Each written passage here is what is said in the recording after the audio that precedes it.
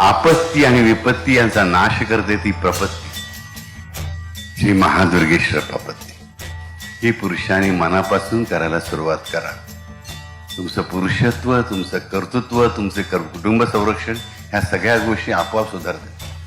तुमचं व्यावसायिक कौशल्यही सुधारेल. एक कुटुंब प्रमुख म्हणून, एक घरातला कर्ता पुरुष म्हणून तुमची अशा भूमिका सुद्धा अधिक तेजस्वी होईल.